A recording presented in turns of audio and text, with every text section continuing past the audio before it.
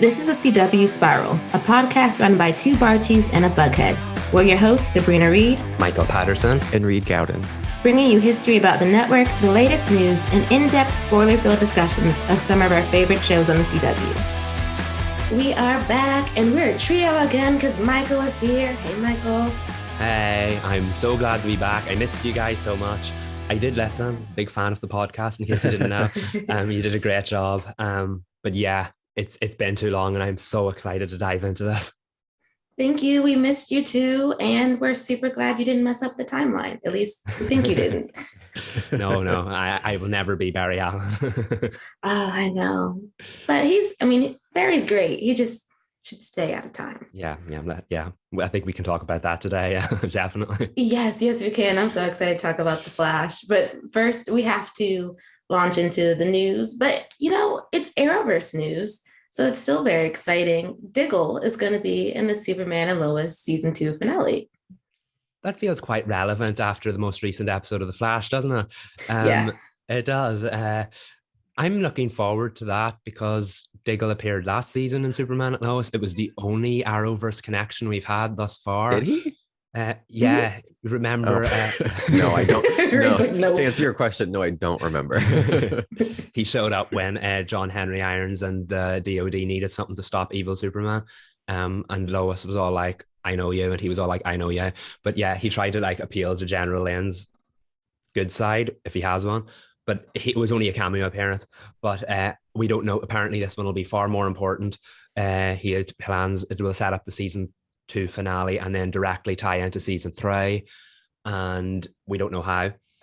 I hope it has something to do with what his appearance on the most recent episode of The Flash. But if we're still remaining completely separate from the rest of the Arrowverse, maybe it won't. But I'm very intrigued to see how this Arrowverse veteran will tie into a show that literally leaves all of its Arrowverse connections at the door. It pretends it doesn't exist in that world. But everybody loves John Diggle. I love John Diggle. It's been a long time since we've had regular John Diggle, so I'm looking forward to seeing what he adds to the finale. I am too, and he's going to be playing a lot. He's adding a lot to the story if he's going to be the one, because he's been the bridge between Superman and Lois and the rest of the Arrowverse. And so he's got triple duty. We're doing I'm assuming the connection to the Flash and Supergirl is going to come through him. Like you said, he's going to be setting up the season 3 big bad for Superman and Lois. And fingers crossed, he sets up Justice U in this finale. Yeah, that's kind of what we're waiting on, isn't it? All's gone quiet on the Justice U front. And again, we'll talk about the Flash later, but that conversation started again last night.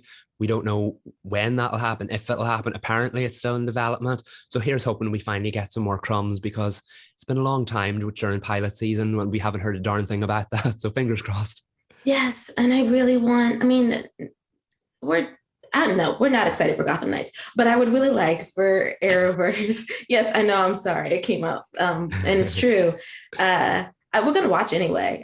That's not necessarily a slight. I think anyone who's seen the trailer is feel a little rough about Gotham Knights landing in 2023, but I want an Arrowverse connected show, and it would be really great if Justice U, comes next year as well.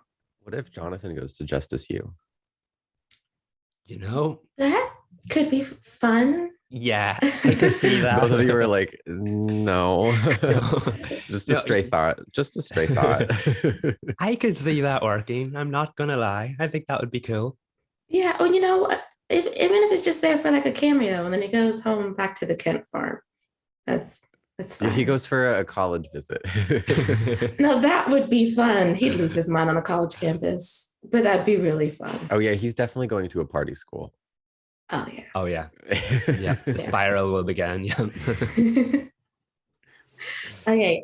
Well, now hopping out of Arrowverse news, there is, I don't know how many people knew that Sweet Valley was getting a TV series adaptation on the CW, but it no longer is going to be doing that because it's one of the casualties, most likely, of the impending sale. But the question is whether or not the show will make a hop to a different network or a different streamer. It seems like there's some rumblings about it being shopped elsewhere. I don't know, a thriller, a YA thriller seems like it'd be I mean, they're a dime a dozen nowadays, but like it seems like it'd be interesting if it landed somewhere else.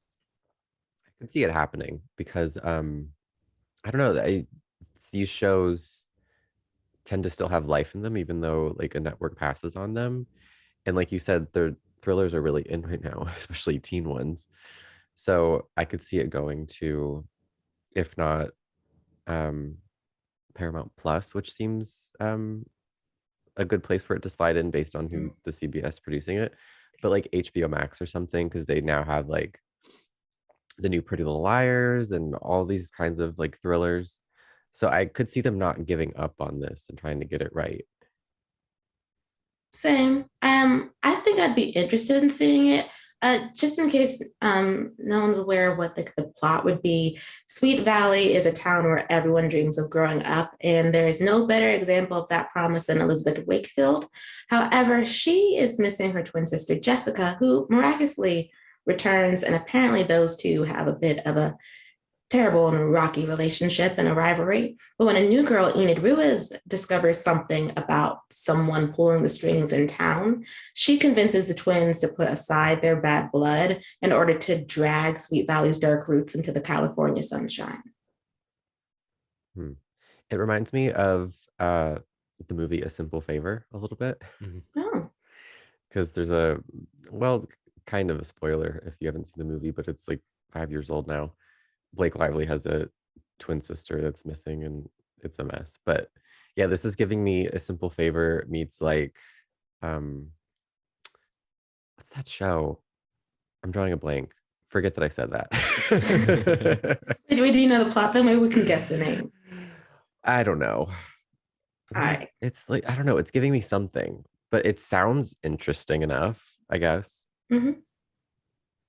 I mean, I feel like it could have a following if it landed somewhere. I mean, we'd have to see it, but the plot is intriguing. Kind of, wait, I don't think I was thinking of a show. I think I was thinking of Jennifer's Body. Oh, Even okay. though So yeah, it's not like, because Megan Fox was like a vampire monster sort of situation, and this isn't giving that, but it sort of feels like that. we'll see if it's in that vein. That could be something that people really enjoy, sort of a irreverent YA thriller with a mystery at the center. So I'm actually kind of sad it's not going to be on the CW, but hopefully it lands somewhere like Glamorous. Landed Glamorous is a show about a character named Marco Meja, who's a young gender nonconforming queer man whose life seems to be stuck in a place until he lands a job working for legendary makeup mogul Madeline Addison. And it's his first chance to figure out what he wants out of life and who he actually is and what it really means for him to be queer. That was going to be on the CW too, but it was dropped and now it's going to be on Netflix. So, I mean, maybe Sweet Valley could land on Netflix and you could have a 2-for-1 deal for YA. Yeah, so hopefully Sweet Valley lands somewhere. I realized though that when we were talking about our Arrowverse news, we should have also talked about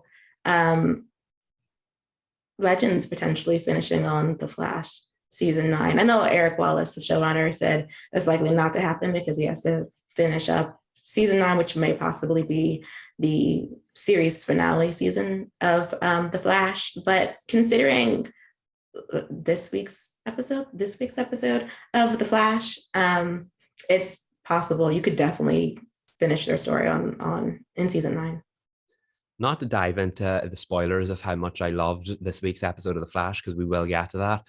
But one of the reasons I love this week's episode of The Flash was that it felt like an old-fashioned Arrowverse show. There were so many connections to the wider universe. You had so many references to the Legends of Tomorrow. Ray Palmer appeared in it. Both versions of Eva Barthon appeared in it. It just felt like one of those old-fashioned Arrowverse episodes that had all the connections you could imagine. And like The Flash hasn't done that in years. So the fact that they referenced the Legends, they showed one of them, they showed flashbacks to Thawne's appearance in the last season of Legends, and you saw Sarah as well. It still does feel to me like The Flash could wrap up Legends of Tomorrow's story. I don't want them to. That's not fair. That's not right. But it seems very plausible given the direction they're going in.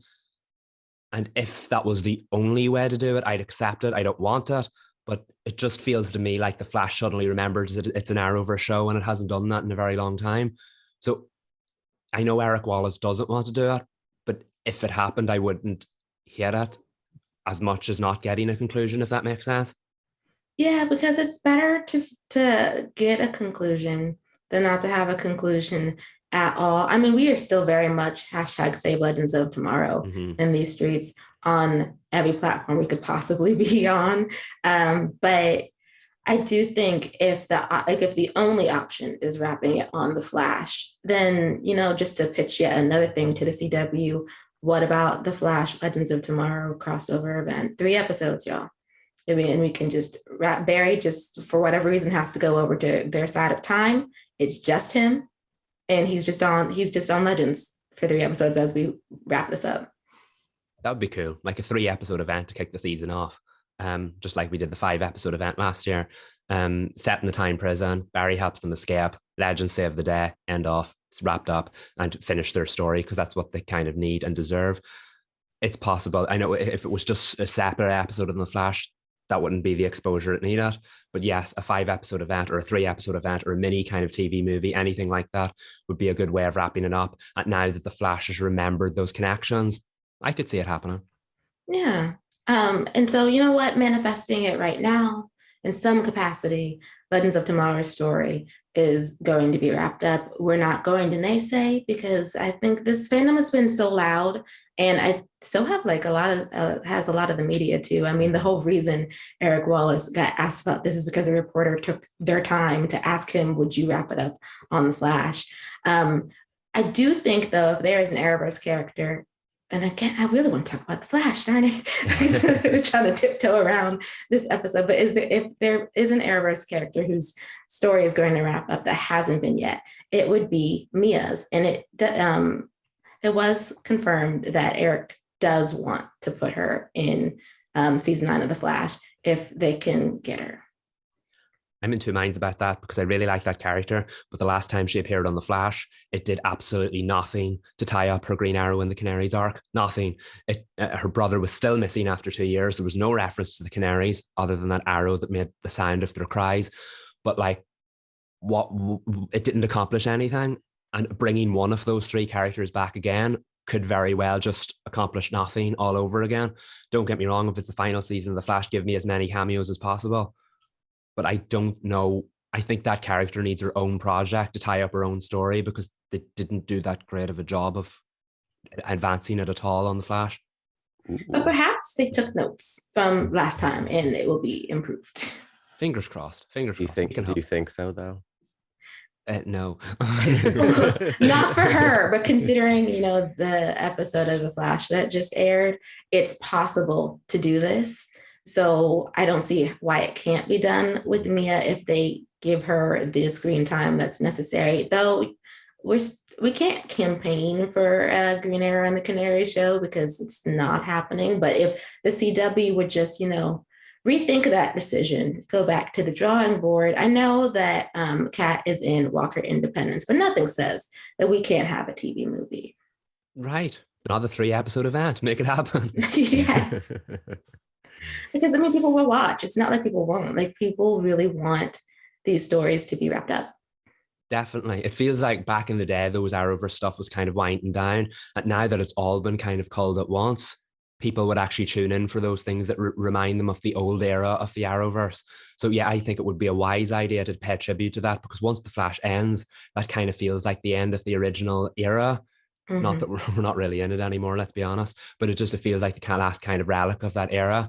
So any kind of like reference or nod to that, I think people would absolutely lap it up. So go for it. Yes. And can manifesting, fingers crossed. Please listen to our please.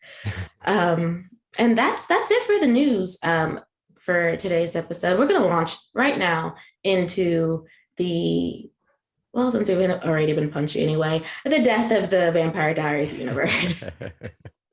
Like they're putting a stake in it. In fact, tonight, because it's as we record, it is a few hours before the Legacies series finale, which is, gonna be a culmination of all that has come before. So we thought, why not talk about the universe at large, starting with the trio that began it all, Stefan, Elena, and Damon. I love them. As someone who's just recently started watching The Vampire Diaries, 13 years too late, I just finished season 1, and my God, do I love all 3 of them. I'm sorry, I got excited because that means you've seen the season 1 finale, so you Yeah. know. Oh, yeah. We need to get into that because I was shaken. Right. One of the best finales, like season 1 finales I've ever seen in my life. They truly went there. Yeah, total fake out. I did not see it coming. I mean, I know they teased in the beginning that Catherine would be like coming because when Elena was getting dressed in her like Founders Day situation, they made it seem like it was Catherine, and they're like, "JK, it's just Elena." Um, but at the end of the episode, I didn't like when Damon and quote Elena kissed. I was like, "Oh my God, they're doing it! Yeah. Like they're really going here." And then when she goes into the kitchen and chops off her uncle's fingers, I was still like, yes, Elena, pop off. And then I still wasn't getting it until he said, oh my God, it's Catherine. I was like, oh my God, it's Catherine. I started the show in the second season, so I knew Catherine popped up, but even watching it back, I didn't get that. I didn't see that until the very end. Hello, John. Goodbye, John. Shook is definitely the right word for it. I had to go back and like rewatch Nina's performances as Catherine in the last like 2 scenes just to see like what she was doing that I didn't pick up on. And she made it so nuanced that I mean, I'm sure other people saw it coming a mile away, but for me, I was just like, I was in it. I was like on board with Elena going bad. No, actually, if I remember correctly, when all of that happened, because I was watching live, people did not know at first that that was the amount of shook on the internet that happened when, because everyone was like, oh my God, Delena is happening. And like, that is not Delena. Like, and so they, I think when you get further into like the rest of the seasons, Nina Dobrev is a master class in playing multiple characters with the same face. Like she's just amazing. I think she was still one of the best actresses I've ever seen. But if we're talking about like CW period, one of the best actors the CW ever had the privilege of having on their network.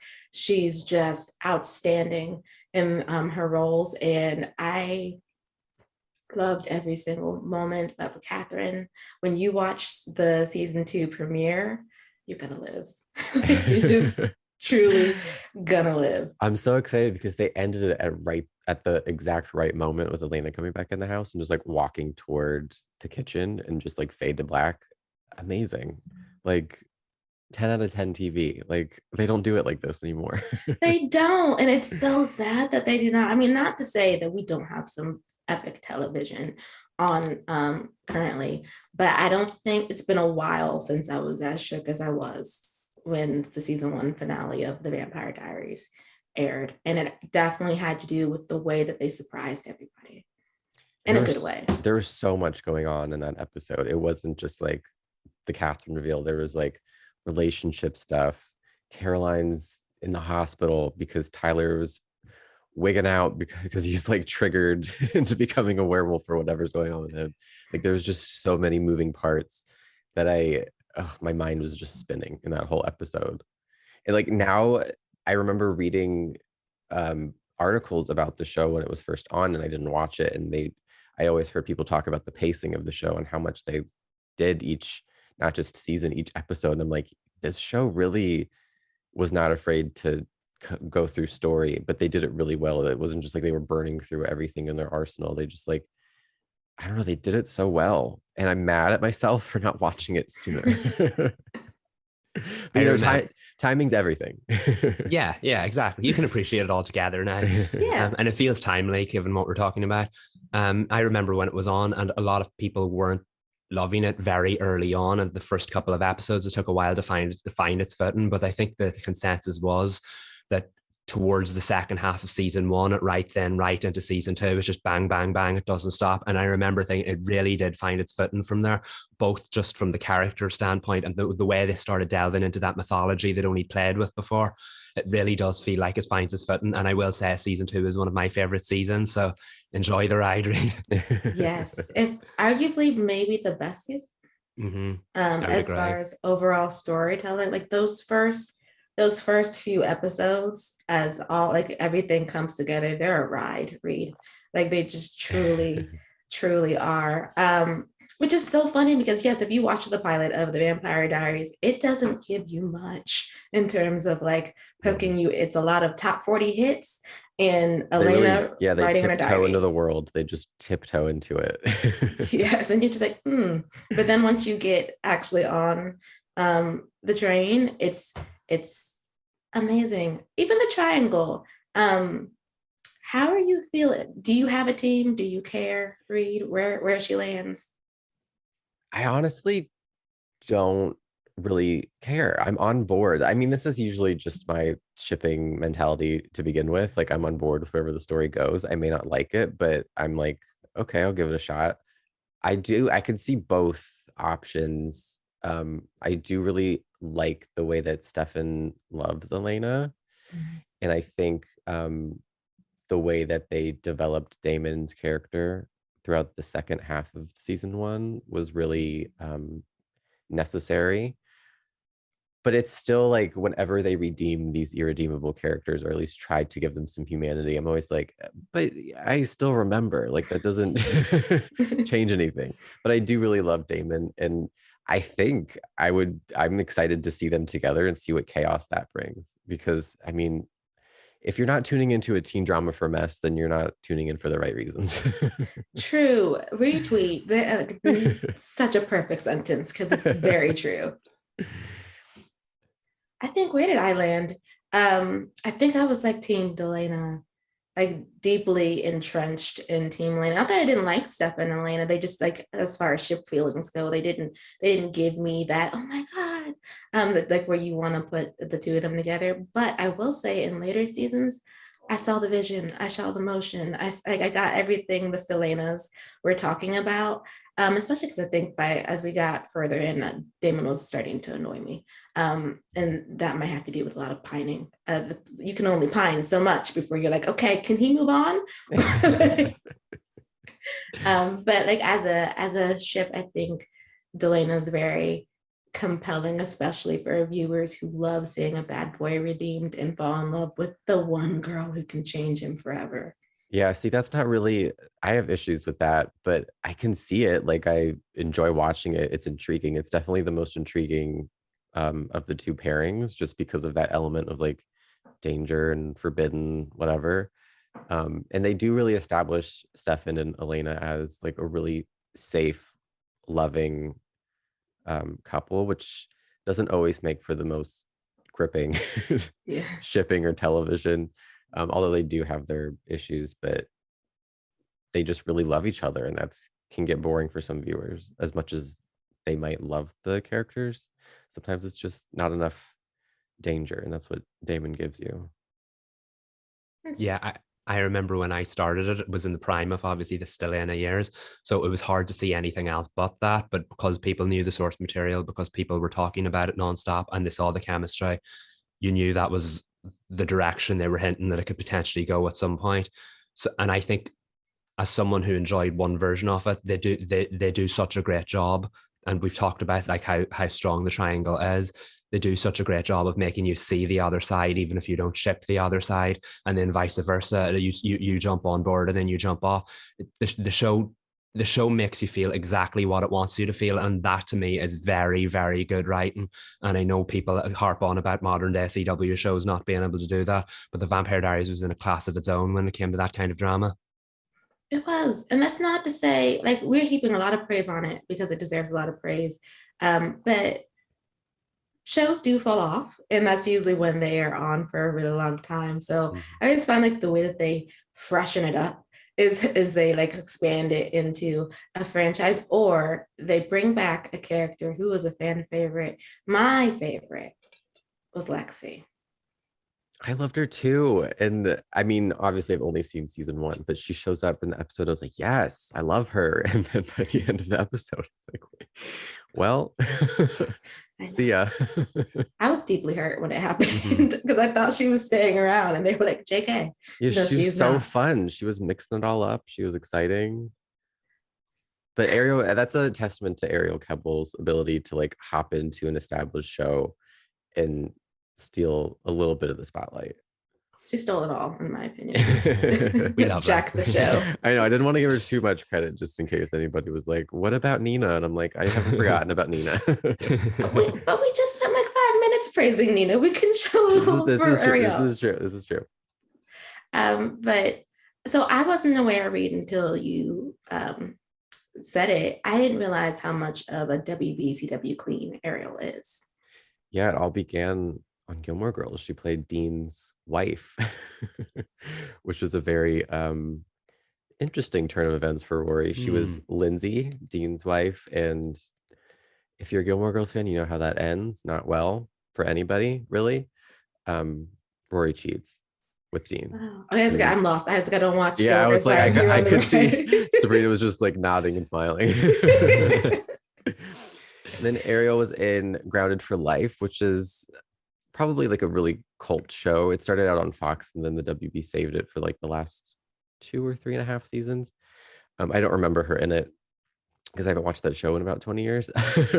Of course, she was in TVD and then she was in Life Unexpected. I forget exactly who her character was related to. I believe she was somebody's sister.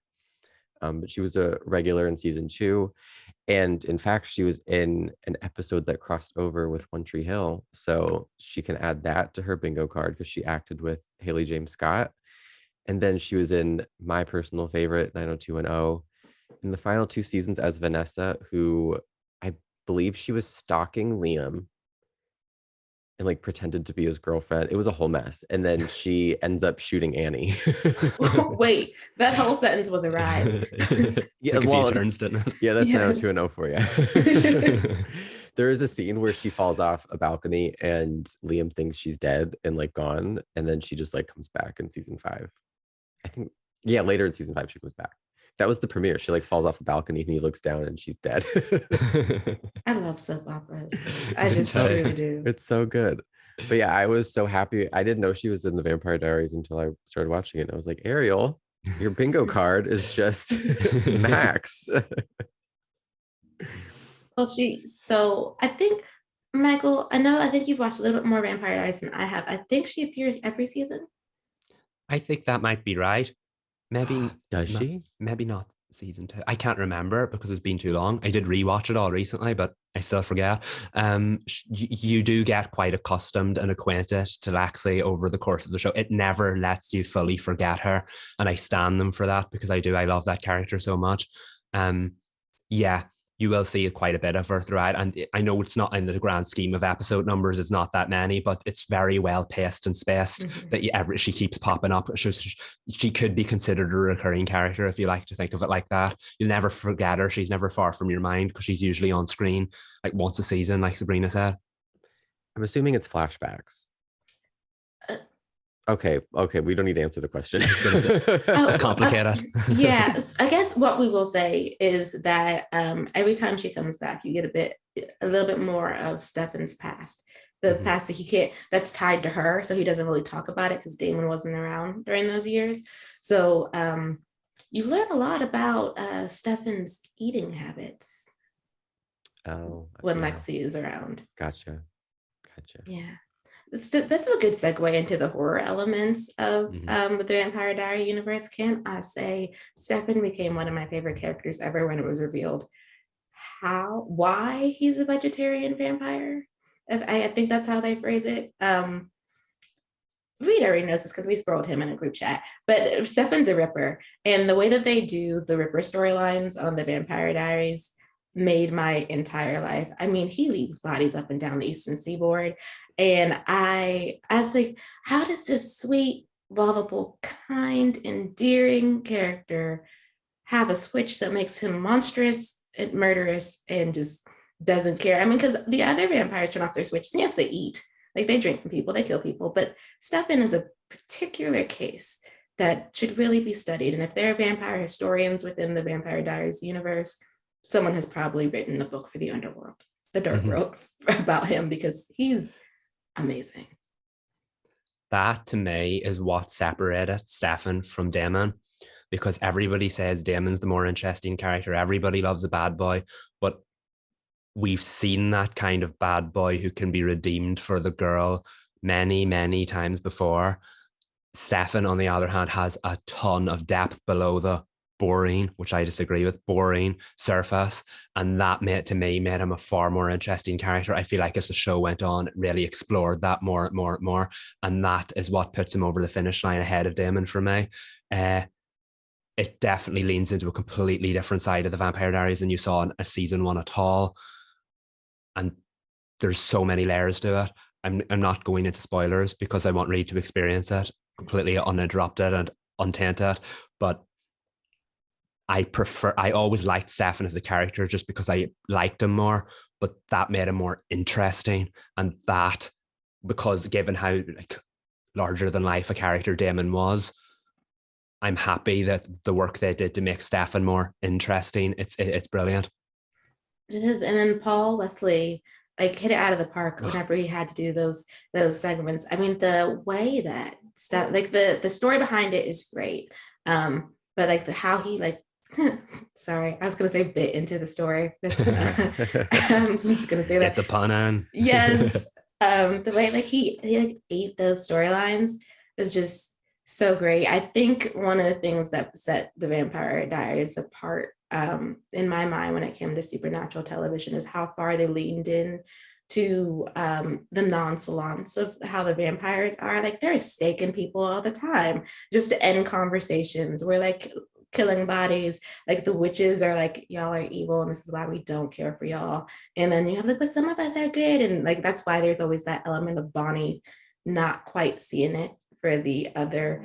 I'm not sure if it's the other supernatural characters. It's been a while since I watched the Vampire Diaries, or if it's just simply the vampires because of how they love to roll, which is murderous. But one of the things I will say that I loved about Bonnie, besides the fact that, you know, she's a witch and I love witches, is that she was so, despite all the tragic storylines that they gave her, she was so compelling to me, as a piece of the puzzle of this story, because she held the vampires accountable for their behavior. Everybody else, because they loved them, would be like, you know, I mean, yes, he killed someone, but he's sorry. And she was like, someone is dead and a family is mourning. I need more than an apology. And yes, of course, she grew to love them as well. But I like that she kept them in order and kept them in line. I love Bonnie so much. The show can do certain things where like it'll go a few episodes without her, and that's all right. You enjoy what's on screen, and then as soon as she's back, you're like, yes, Bonnie. I just got so connected to that character, and she has some amazing standout moments throughout the course of the show. And again, to have her off screen for so long, and then you're suddenly totally back invested in her story as soon as she comes back on screen. Definitely for me, one of the top 5 characters in the show, probably top 3. I love her so much. Not her bangs though. When she leaves in season 1 after Graham dies and she just like reappears and she has truly, I'm sorry to Cat Graham, but not great bangs. Oh, the hair on the CW is always like, it's either really, really good, or you're like sitting there, like, please, in 3 episodes, did you change the actress or actor's hair? Please say yes. But with Bonnie, besides the bangs, I was team Bonnie deserved better, because it just felt like they would not, the writers room just would not give her a storyline that didn't end in tragedy of some kind. She was always sacrificing herself for people. I mean, Or that's why. like even in Okay. the season 1 finale, not to interrupt you, but to jump off that thought, even in the season 1 finale, she had betrayed Elena by pretending to lift the curse from the invention, is what they kept calling it. I don't know, they called it like 8 different things, but she doesn't actually lift the curse from it, so that when it's activated, all the vampires are like feeling it. But she goes back on, she did that because she was, I mean, angry at Damon, obviously, for what he had done to her grandmother.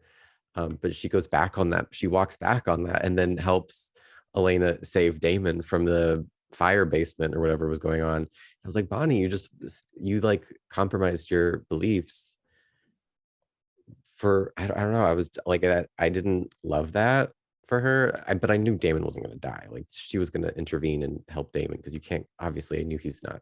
He's in the whole series, but I was like, come on, Bonnie, like stick to your guns. You like plot armor should have just allowed that man to die. Like, they should not have saved him. Yeah, she I guess not to give her to it, she does that a lot. She loves her friends so much, and they're like her family. And so while she is the main one to hold people accountable, she will go back on her moral standing when her friends ask her to. And it seems like kind of a bummer because it seems behind the scenes they're using that character to intervene in the plot and help the plot. So like while she does like support her friends, it's kind of like you could see the wheels turning behind the scenes where they're like, we need someone to fix this and we'll use Bonnie. But that's just my reading after 22 episodes. So oh, you're not alone. Like what you're saying right now is a complaint people had when it was on. And it is, unfortunately, this is something that I'm just going to go ahead and spoil you right now for, so you don't get aggravated as you continue watching. It's something that's going to continue to happen. Well, there we go. Like Bonnie does deserve better. Yes, yes, she does. But she is well beloved by those who've watched the Vampire Diaries. So while the plot to the right, and sometimes the writers, because it's their plot, didn't serve her well, Kat Graham truly gave us amazing performances on this show. Undoubtedly. I love her so much. I don't remember what happens to Bonnie at the end of the Vampire Diaries. And she likely wouldn't be in the Legacies series finale. But if there's a character to bring back, if you can't get Elena, Bonnie would be great. We do know though that they're bringing Klaus back.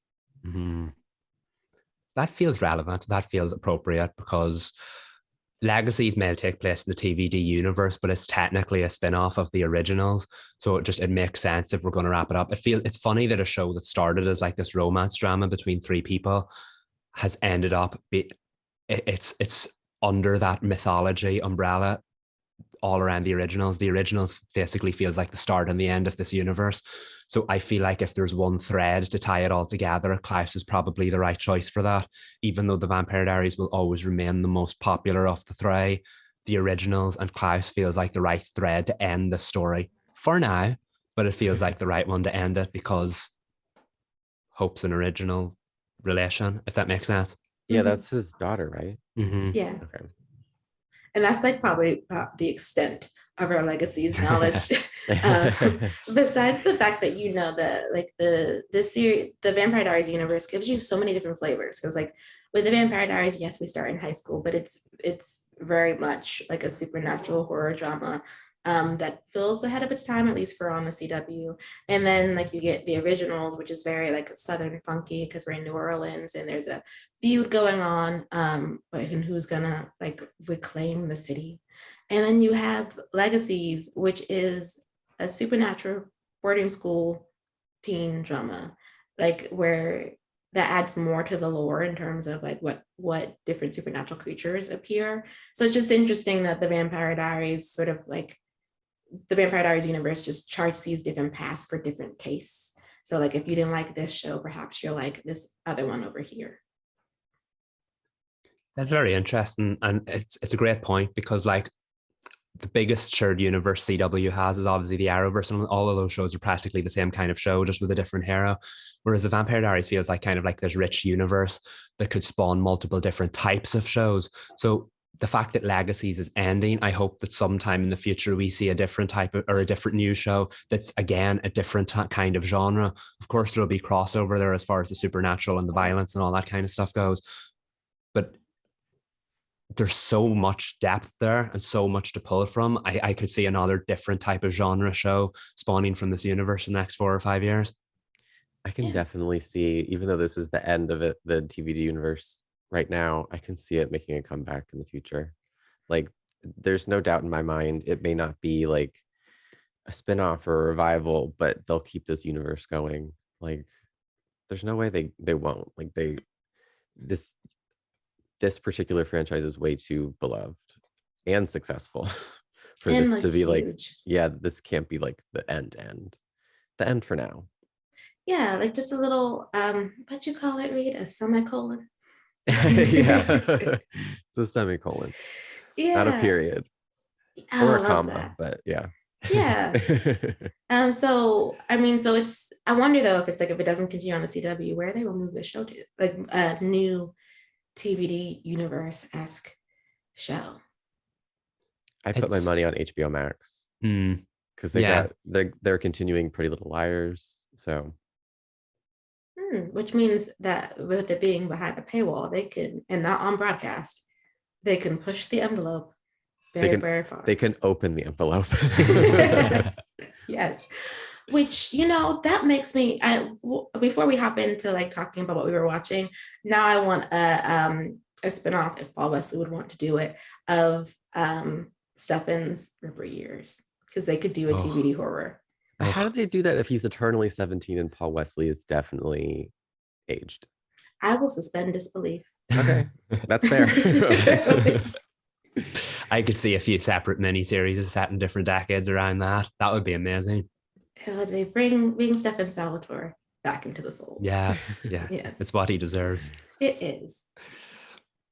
Okay, so now leaving behind, I guess after resting the flowers on the grave of the Vampire Diaries universe, which I mean, we're sure they'll resurrect sometime, we will now hop into the future of the CW, which I still stand by saying it's Tom Swift.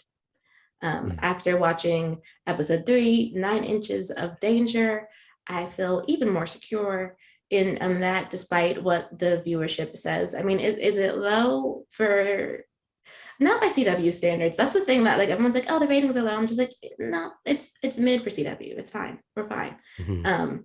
But this episode was so intriguing because you had to see more of the inner workings of the company and like the type of tech that they make, as well as sort of again more espionage as we're lying to folks in order to get the technology we need in order to save Papa Swift. That whole sequence when he made himself invisible was amazing. Yes. Like, I don't know how he did it, why it happened, but he was standing in front of that man that had a monocle, Yes. like a whole eye open, and he was like, couldn't be detected. I was like, this is amazing. I have no notes. I don't understand it, but I love it. I think I'm going to go on record here and say I think that's my favorite episode of the show so far. Um, we may not have been on the same pod, but we were definitely on the same page last week because I completely agreed with your guys' discussion about how the first half of the second episode was a little slow moving. And this one didn't feel like that. It kind of felt, I love that kind of like right off the bat, right into like, it definitely was an adventure of the week, but I think that's where the show will thrive. And like we know next week's that cowboy episode. Every episode has a different flavor. And this one definitely felt like it kind of found its footing because it definitely felt like it's been building towards something. And yeah, that whole sequence was amazing. I know I said to you, Sabrina, it was like out of Batman Forever when the Riddler could make people see things. And that's what it felt like. It was just like no expense was spared. This crazy stuff happening right in front of them. I loved when the liquid almost ended up on his shoulder and you could see that moving. That there was a lot of stakes in that little sequence, and it felt like the whole episode was building towards it, and it was a great payoff. It was, and I think like they managed to juggle so much of the plot and the emotion of the characters through the entire episode, because you've got like the wheels moving at the company as Claire is once again trying to steal it, and Tom is trying to make his mark, and he very much feels like a young man who has too much on his plate. But refuses to ask for the help he desperately needs. And so things just keep falling to the wayside. And that's a very young adult feeling. Not that like older people don't, of course, struggle with juggling, but like the idea that it's not all about him. Like he's still trying to get that part. And so he wants to be there for his mom. He wants to be there for the company. He wants to save Barclay, his best friend, who he created when he was 8. And he can't sort of tell the truth a lot of the time. I mean, in his mom's case, he can't tell Lorraine her husband is stuck in the orbit of Saturn. Like, how do you tell your mom that her husband is just floating in space and he might not come back? But like, though it is, I understand that it's very heartbreaking to leave her in grief. But I I think it's a good decision not to tell her just yet. Yeah, it definitely increases the stakes, I think, a little bit, because she's quite hard on him, even though she definitely loves him. So that relationship is one of the richest on the show. And I think adding that kind of like layer to it, like he was very close to being honest in the most recent episode. And then you saw that flashback about why he couldn't be. Um, it's very easy to get invested in the relationship in spite of how hard she is on him. And I think that just adds to the richness overall. And I think now after what the twist with what Claire made the mother do in the most recent episode, I think that's definitely going to add to it as we go forward. I just want to know, is anyone going to ask questions? Because Lorraine doesn't seem like a woman who would be like, yes, I want you to oversee everything that my son is doing at the company. So like, I feel like Tom should question that. Though I wonder if like his friends would be like, well, you've kind of just been spending, though. Perhaps she just wants to tie up the strings of the purse, like, and not let you be in control. I don't know. But Claire intrigues me. And she intrigues me because like she's a person who spent so much of her life at one company, and therefore thinks she is entitled to lead it, and just has not like gotten on the train to know that, girl, it's never going to happen. And you having to manipulate it to make it happen is not the motion at all. I also really like, not to change the subject or pivot, but the writing in this particular episode, there's like so many like innuendos and like tongue-in-cheek moments. The title, and also that the scene at the end, yes, with Tom, pretty steamy for the CW, I'd say. I still wish though, as much as they did give us, like there are a lot of like safe like overhead shots like pulled out and zoomed out that we don't usually get for other love scenes. I won't get too far into it because that's a different discussion, but I thought it was really interesting, and we see a lot of development in Tom's love life.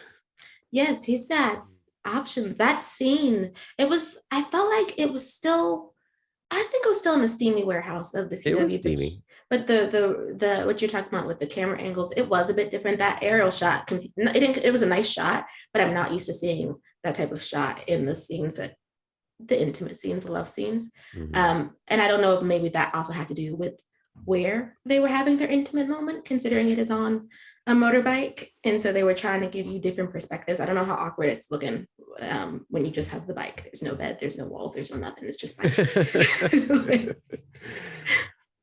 Of course, Tom is on a motorcycle with the champagne. I mean, it was a great scene though, and very like, this show definitely knows what it is, and I love that we're only 3 episodes in, and it's not confused about the direction that it's going in. This is a show about a young Black gay billionaire inventor who needs to learn more about like allowing people to help him and seeing outside of himself, but also, he's fun. He likes dating. He's exploring different relationships. I'm tentatively saying that because I don't know what's going on with him and Rowan. This cat and mouse game is interesting. That was a confusing scene for me because I was like, oh, they're fighting. Oh, okay. Maybe not. I'm not a big fan of the like, I know some people do like the enemies to lovers kind of thing. Not really my bag, especially not this particular scene. I wasn't super on board with how it like did a 360 so quickly. But I mean, it was 180. 360? 180. We followed. Yeah, it's okay. Yeah, number is not really my thing. But yeah, I was confused by the end of that scene. I didn't know how I felt about it. I agree. The fighting is the thing that threw me off because they were getting physical with one another, and I was like, well, now you're kissing 2 minutes later, and I'm like, but you were fighting. That's not usually a thing that I don't really like that. It was whiplash, like intense it was whiplash. because we were like, things were getting broken. Like it was a very intense fight.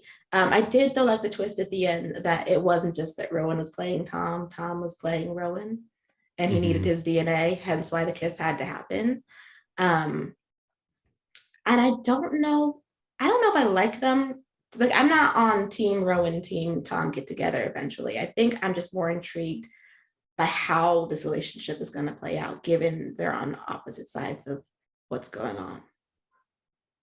Yeah, it's an intriguing story, not completely on board with the ship.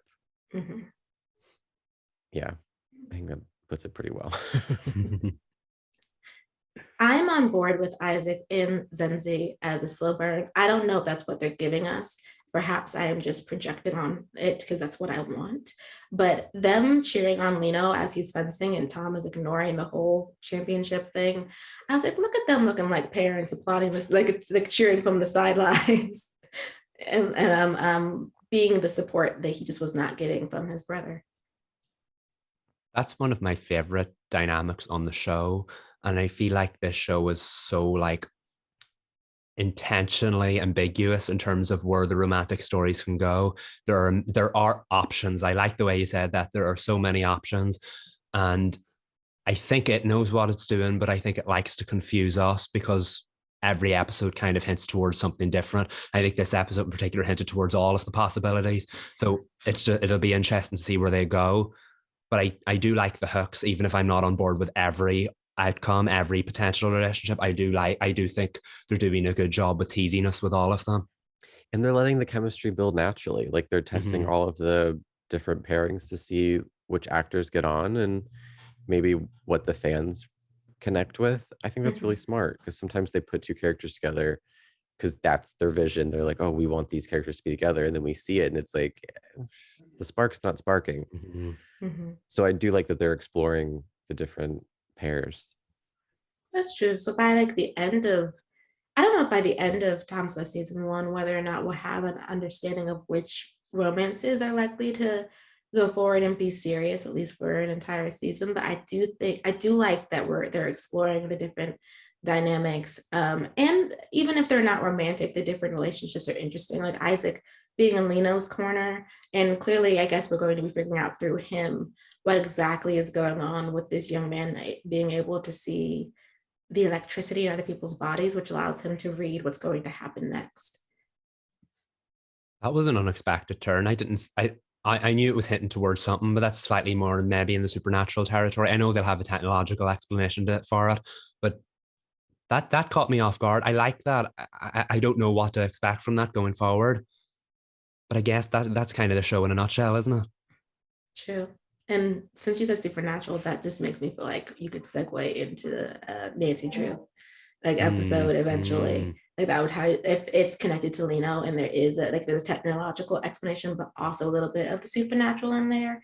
That's how you get Team Nancy on Tom Swift for a cute little crossover. I feel like that has to be inevitable. It has to be part of the end game. So that's actually a good point. I never figured that could be the connection. It would be really cool.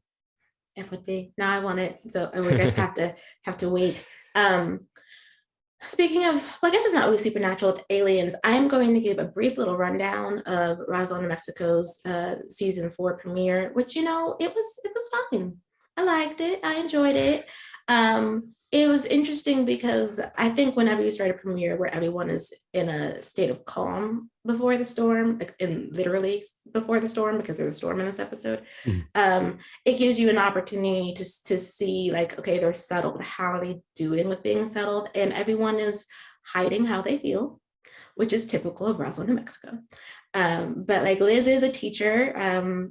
She's helping people get their GEDs. And she's lovely as an instructor, actually. I mean, Janine Mason has such brightness on screen, and that really came out as she's a teacher. And then Max is interim sheriff, which I don't know how that one happened. And I don't think they're going to explain it. He was always a sheriff. He's a deputy. Oh, see, I don't know the difference. Oh, okay, so his position, he got hired, but the sheriff has to be voted in. And the former sheriff was... I don't remember that woman's name, but never mind. We're just going to drop that out. But she was a part of the regiment issue last season, and I forget how she got ousted because that part of the storyline was a little confusing for me. But So he's interim sheriff, and then Cameron comes back to town. So she's an FBI agent, and she's dealing with bank robberies, and he's convinced it's not aliens, even though she's so sure it is aliens. And he's convinced it's not aliens because he's too busy trying to propose to Liz, and so he really doesn't need drama of the alien kind. But things don't work out with the proposal to Liz because she's not ready to get married, and she doesn't think that they're ready to get married, but she does want him to ask her later. When they've sort of sorted out the direction that they want to go in, which I thought they are in a place story-wise for them to be considering marriage. So that's going to be an interesting element for season 4.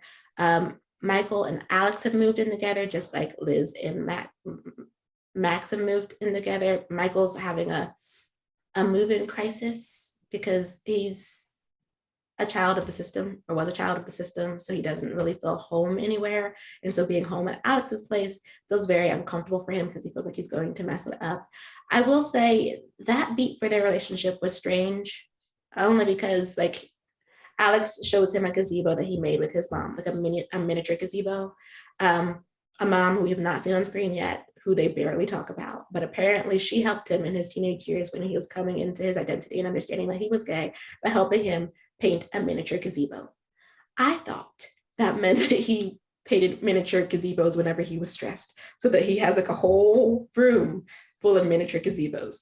Apparently, that's not what actually happened. He just showed Michael the one he made with his mom and then left it on the table. And then Michael broke it by accident. Yeah. Oh no. Is that like an entry point for the mom to show up? I'm hoping, because they occasionally talk about this woman, and I just don't understand.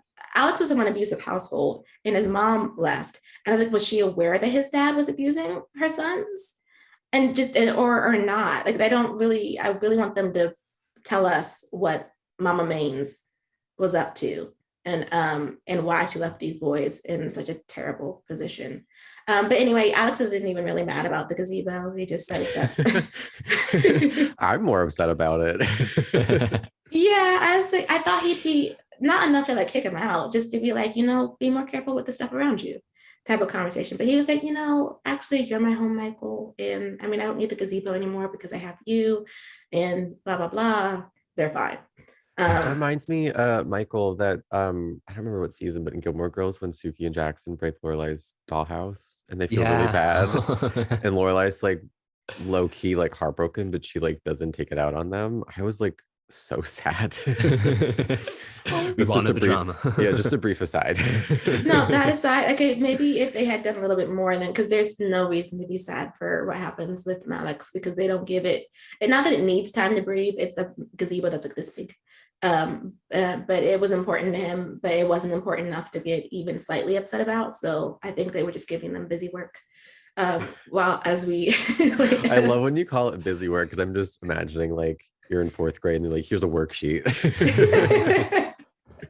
I mean, that's what it felt like. They were like, we need to give Michael and Alex a story before we can set up what happens in episode 2. So what we're going to do is have Michael panic over and give Alex this piece of backstory that we had never talked about ever. And then, just give them drama for no reason. It's giving Tarlos and 911 Lone Star too. People love Tarlos. I know y'all love Tarlos. And people compare Malex and Tarlos a lot. They want Malex to get Tarlos level storylines. So perhaps that was a note the writers This took. is the beginning of it. What else happened? Oh, Maria is cured of her brain degeneration. So that's awesome. Yeah, they didn't explain how that happened. It just did. I think it has something to do with the enzymes that they found in, what's his name? Jones, the alien who was actually the clone father of Max from last season. Oh, and the bank robbers are aliens, and they're trying to start the lighting by pouring some type of powder into the desert ground of New Mexico. And that's where they lost me. But in any case, there's a beautiful storm that happens, and everyone realizes that something terrible is about to happen. Oh, and Isabel's girlfriend, Isabel's girlfriend, Anatsa, tells her she loves her, and Isabel freaks out a little bit because she realizes she has to tell her the alien secret. She does not tell her the alien secret. Instead, she tells her, I love you, and Anatsa gets distracted because she'd rather celebrate the I love yous than hear the secret that Isabel wants to tell her. So clearly that's going to be a point of conversation for these two. Hopefully she's able to tell Natsa before Natsa finds out herself. But then again, that would add drama to the storyline. So if we're arguing in the desert about aliens and how could you not tell me, and I'm a reporter, I'm fine with that. That episode sounds like a beautiful storm. There is so much happening in it. You know, for a lot of the plot things that they added into it, not much happened, but I did enjoy the character development. I'll be watching episode 2. I cannot promise anybody who's listening to this podcast that I'll be doing weekly reviews of Roswell, Mexico on the pod. I will just be me within the dark. Yes, like, you know, we're just going to enjoy the shows that we watch and pop back on when it's pertinent. I think that's the best. That's the best decision. Speaking of good decisions, catching up on The Flash. Yes. What do you think? I think if we bump past Allegra's episode, which, you know what, it was serviceable. It allowed her to shine.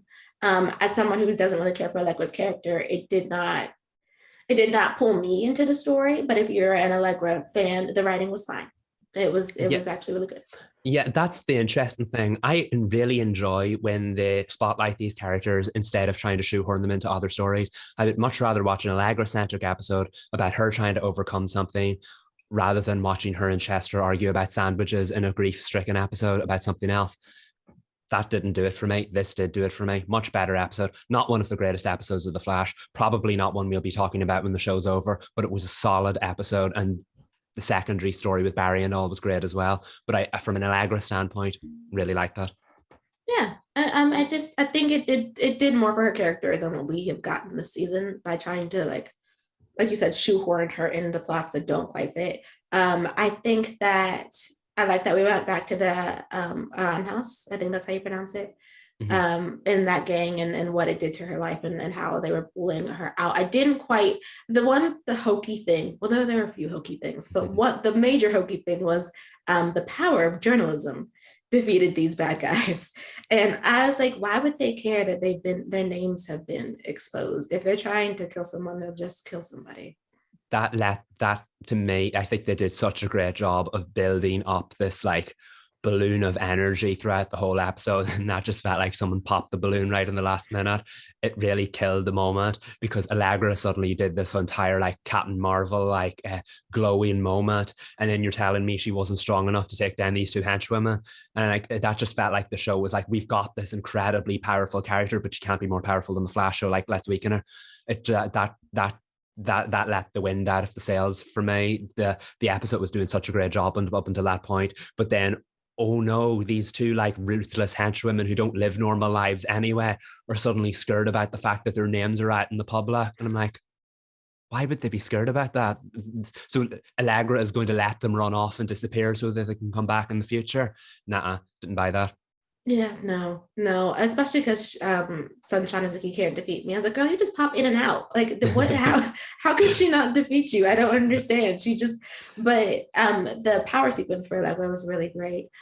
Seeing her take charge in a leadership role at Central City Media was great. I will say though, her being like, maybe I didn't deserve to be the leader when Iris left. I was like, she did not leave. She stuck in still force, but okay. Props to you for remembering about her because nobody else does.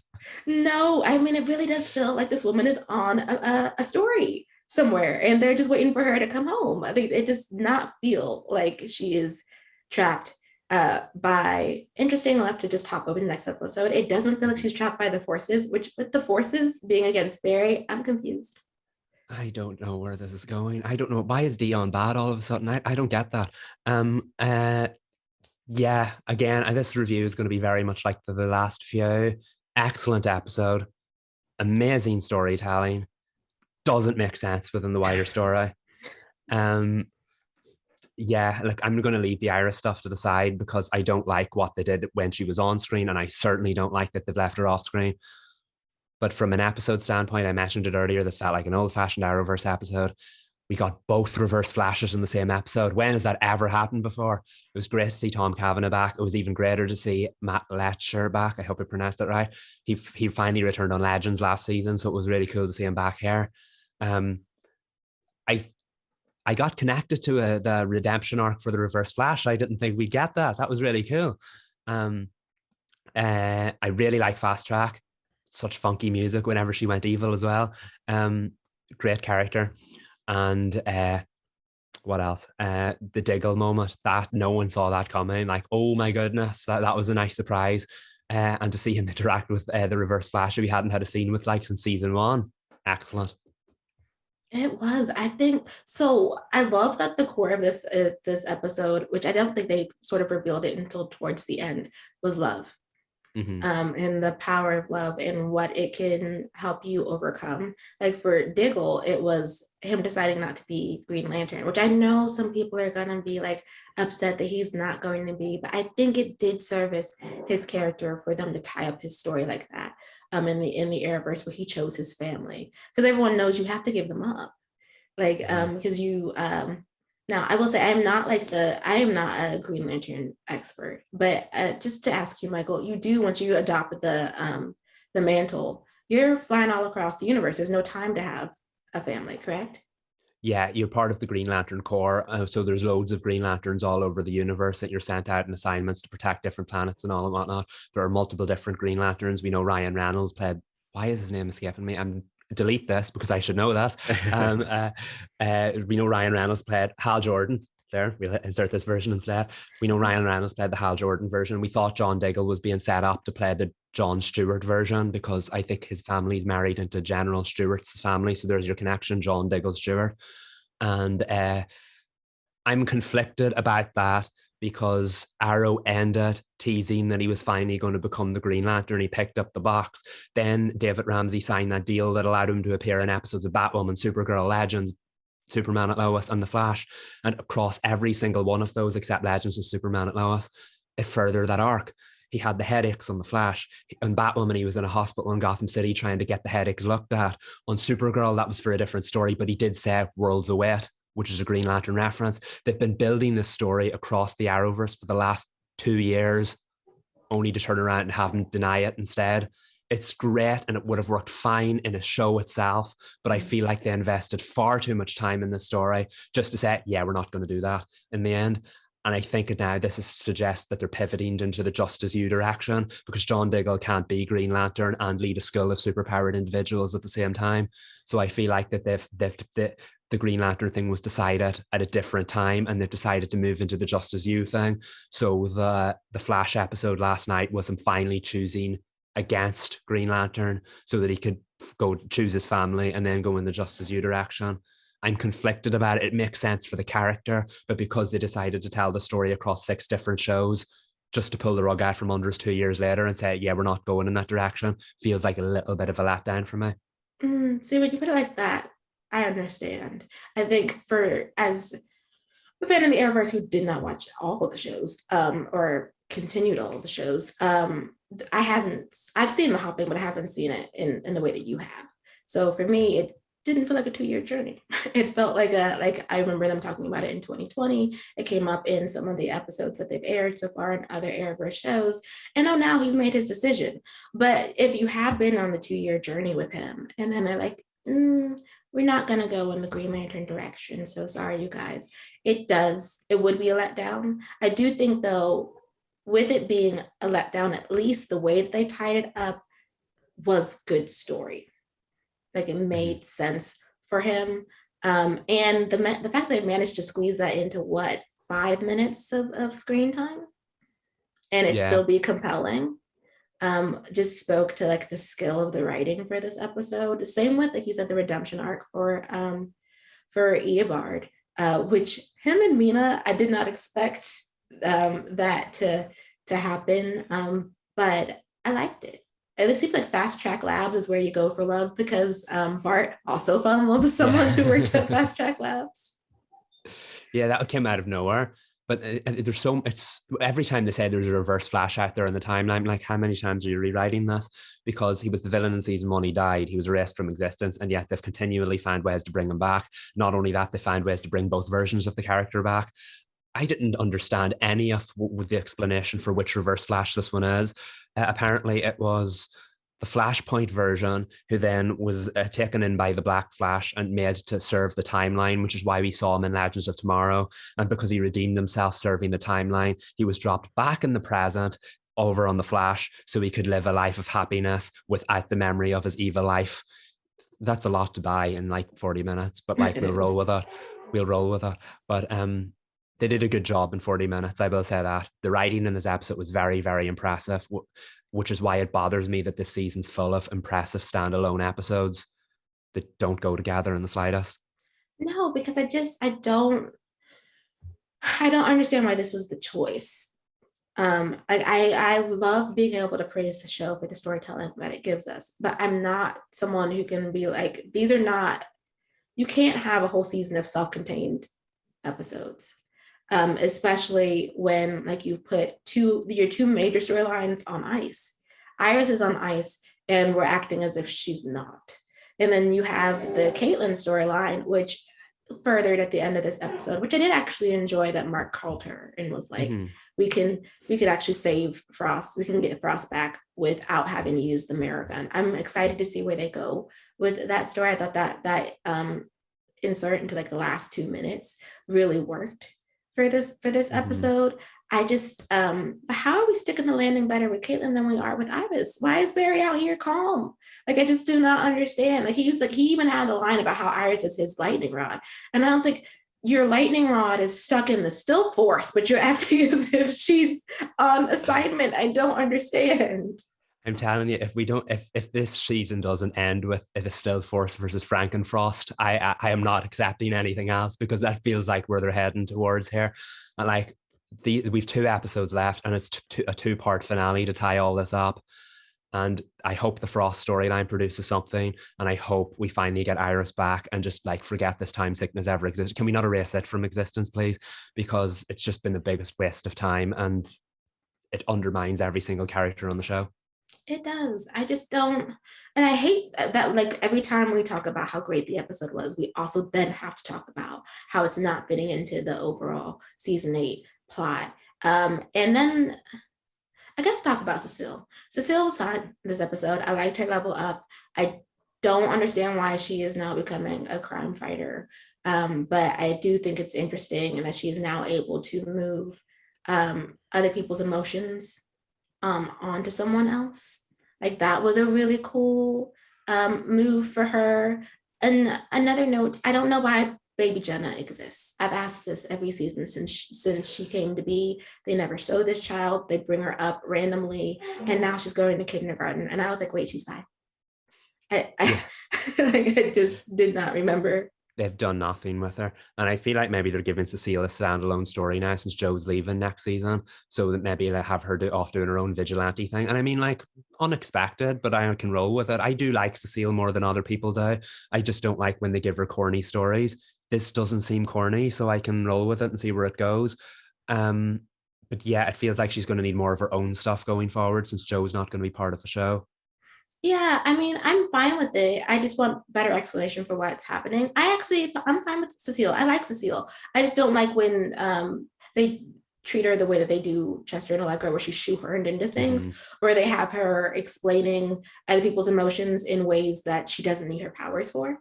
But other than that, I think that she was a really good addition to the show when she's used properly. I just don't think they always use her character properly. I'm a little nervous for the 2-part season finale. I'm not going to lie, not just because I'm wondering what they're going to do with Iris, but also because I'm not sure how they're going to tie these loose ends up, because I really don't want to go into season 9 with more time sickness, or with an extended plot about the forces. We've done the forces now for 2 seasons. Like, if they're bad, then just figure out a way to end it at the end of season 8, because they keep going from, oh, we're misunderstood, to we're bad, to now our Barry and Iris, who are like our parents, have to save us. Like, Barry calling the Speed Force Nora threw me this episode, because he hasn't referred to her that way. I know. Is it Speed Force Nora? Is it mom? Is it daughter? I don't know what they want us to call these people. I think the Force storyline was a misfire. I think it's been a misfire ever since we've had it. But I will say this before we wrap up. an episode focused solely on the characters, and even those original characters that were only guests, like the original Reverse Flash, that had more heart in it than most of the season. So I hope if season 9 is the last one, we get more stories like that, focused around what the Flash was rather than what it's become, because this whole Force malarkey, this whole time sickness stuff, it's all been a big bust, and yet the show can still produce some hidden gems like this one. So I hope to see it's on a good track now, and I hope now that we have Iris back, it'll stay on it. So I'm hopeful for the season finale. I'm not expecting it to be among the best finales the show's ever done, but I do have hope that if season 9 is the last one, we can continue to go in the right direction, because it's getting there slowly. I just hope it actually does get there. Same. Put your leads at the front of the storyline, please. It's right. Yes. All right, so to wrap up, as usual, we will do a roast and a toast. This week's roast is really just us complaining once more that the CW has canceled so many shows. We do think it was a mistake. Obviously, everyone who lost the show thinks it's a mistake, but if we're even just talking from a programming angle, I would assume it's a rebuild phase right now. We are definitely in transition once we hit fall. Without a doubt. I don't think some of these new shows will have the legs or the business appeal or the fan base that the likes of Legends of Tomorrow, Batwoman, and Dynasty had. I know those shows weren't going to last forever, and I'm glad Dynasty will get a chance to wrap up like it should.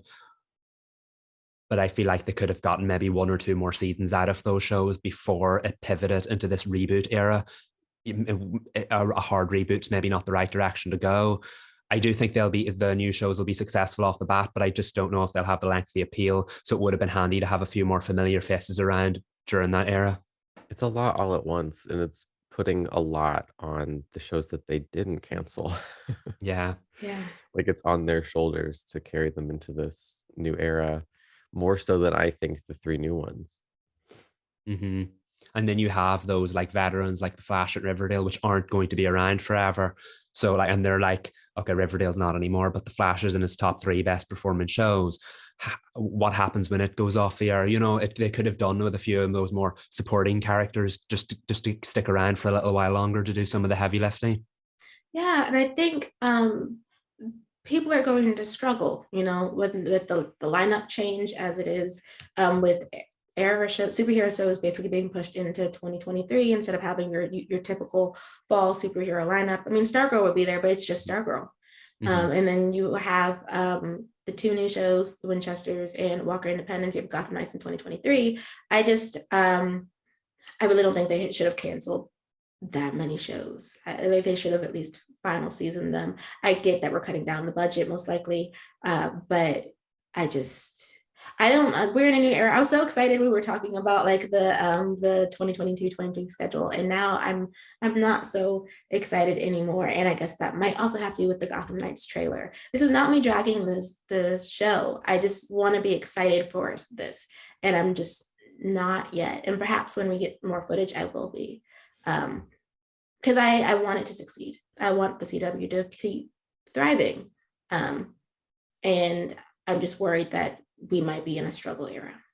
In the proximity of announcing the new shows to when everybody lost their shows and the cancellations hit, it was so close together that it's hard to go from like, oh my God, all these shows got canceled to, oh, here's some new shows. Are we excited? Like it was just so close together. It was. And now the energy has been brought down. So to pick the energy back up, we did this week. We're going to toast ourselves because thanks to y'all, the listeners, we have over 1,000 Twitter followers. So like, yay us. Yes. But also thank you guys for being a part of this journey with us. It has been, I honestly have to say, stellar. To see your opinions, to see like your feedback on the podcast, on the YouTube videos, and on our Twitter account. We could not do this without you, and it's just been so fun. So we're excited to keep doing, like, being bigger, doing better, and starting a Nancy Drew journey as well, y'all. Stay tuned to that. And we're all on this weird rocky CW future journey together. Yes. retweet. We've done what, 17 to 18 episodes now, and it's been an intriguing time to be a CW fan, but I feel like all of our conversations and our discussions here collectively on Twitter, all of it has helped get us through. So yes, a big shout out to everyone for listening to what we have to say. Yes, thank you. So that ends this week's pod. We have laid the flowers on the grave of the Vampire Diaries, though they'll probably resurrect, like I said earlier. And we are gonna hop off. So we are the CW Spiral. I'm Sabrina. I'm Michael. And I'm Reed. Bye, y'all. And I hope the Legacy series finale is amazing. Like, I really do. Yes. R.I.P. TVD for now. Yes.